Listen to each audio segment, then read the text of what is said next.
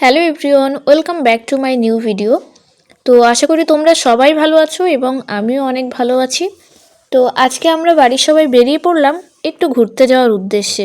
আসলে তেমন কোনো প্ল্যান ছিল না, হুটহাট করেই বেরিয়ে পড়লাম। হুট করে প্ল্যান হলো আর আমরা সবাই রওনা দিয়ে দিলাম। তো এখন যেখানে যাচ্ছি এই জায়গাটা হচ্ছে একটা শুটিং স্পট।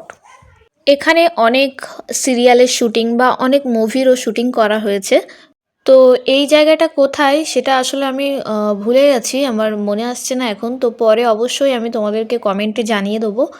আর এখানে এসে তো আমার ভাইগুলো খুবই খুশি, ওরা এখানে বসে দোলনা চাপছিল আর তারপর আমিও একটু বসছিলাম, বসে চারিপাশটা দেখছিলাম। আর এখানের মনোরম পরিবেশ এবং প্রাকৃতিক দৃশ্য খুবই সুন্দর, বিশেষ করে এই জায়গাটা তো ভীষণ ভীষণ সুন্দর। তো তারপর আবার এখান থেকে বেরিয়ে অন্য একটা জায়গায় যাওয়ার কথা হচ্ছিল, তো সেখানেই চলে গেলাম। তো এই তো চলে এলাম সায়েন্স সিটিতে।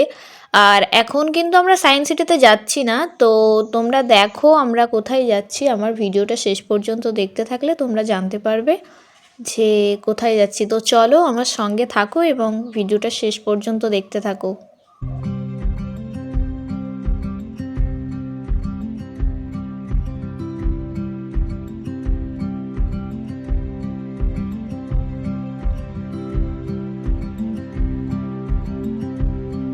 এই বিকাল টাইমে সূর্য অস্ত যাওয়ার মুহূর্তটা খুবই সুন্দর, আকাশের ওই সূর্যটা খুবই সুন্দর লাগছিল দেখতে। আর এখন এই যে ব্রিজটা দেখতে পাচ্ছ, এই ব্রিজটা খুবই চওড়া এবং খুবই লম্বা ছিল। ব্রিজের ওপর দিয়ে আমাদের গাড়িটা চলেই যাচ্ছে এবং ব্রিজটা শেষই হচ্ছে না। মনে হচ্ছে 25 মিনিট ধরে আমাদের গাড়ি এই ব্রিজের ওপরে ছিল, তারও বেশি হবে, বেশি ছাড়া কম হবে না।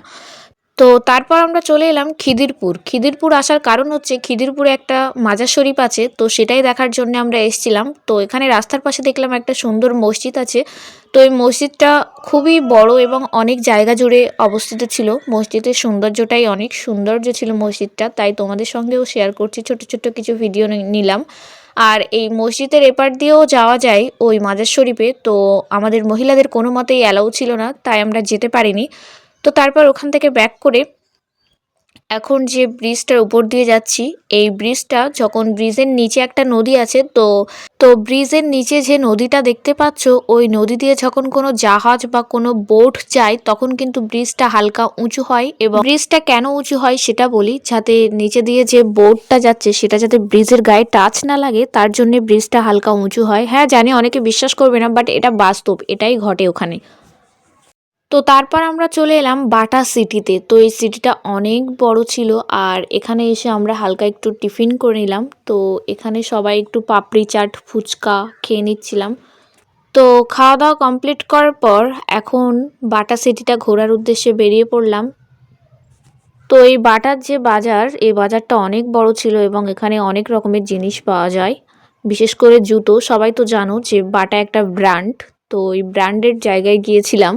তো বাটা সিটি ঘুরে কমপ্লিট করার পর এখন আমরা বাড়ির উদ্দেশ্যে বেরিয়ে পড়লাম। তো চলো আজকে ভিডিওটা এই পর্যন্ত, সবাই ভালো থাকবে। আর হ্যাঁ, আমরা কিন্তু সেকেন্ড পার্ট নিয়ে খুবই তাড়াতাড়ি আসছি, তো সেকেন্ড পার্টটা আরও ইন্টারেস্টিং হতে চলেছে।